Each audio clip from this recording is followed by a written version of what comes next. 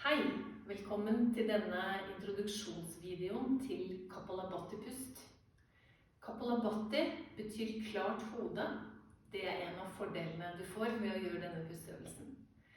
Den renser systemet, gir deg en bedre immunsystem, gir deg bedre flyt på innsiden, setter i gang kroppen.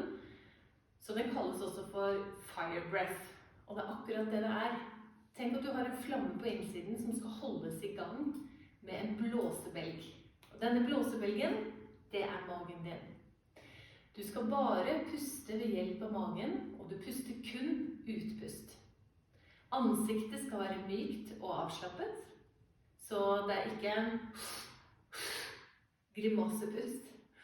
Ei, heller skal du puste med brystet, så skuldrene dine er nede, og du puster kun med magen. Jeg vet at det er litt vanskelig, spesielt i begynnelsen. Men tenk at du puster ut gjennom nesen med lukket munn ved å trekke magen inn. Så vi starter med en enkel pust her nå. Vi gjør 10 sammen. Så legger hendene dine på magen og kjenner magen din. Lave skuldre. Puster vi inn.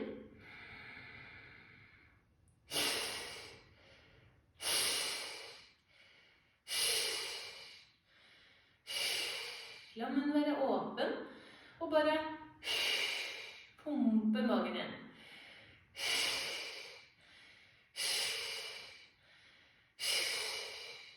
Er det litt vanskelig å få tak i magen, må du gjerne legge deg ned.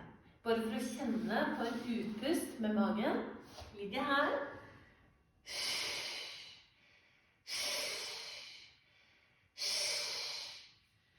Og bare kjenne at magen din går ned mot ryggen.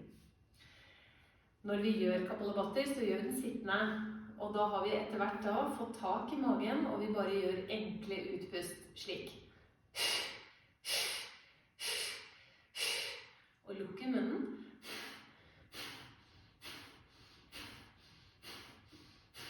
Der har du den. Så fortsett gjerne å øve litt. Inn med magen. Lave skuldre. Ingen grimaser. Herlig.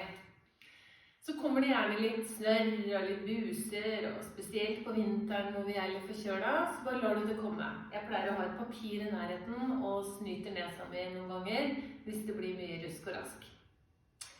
Så da er du klar til å øve deg på noen Kapalabhati-pust hjemme. Og når du har lyst til å fortsette, så hopper du til neste video hvor vi gjør 30 Kapalabhati-pust 3 ganger. Velkommen!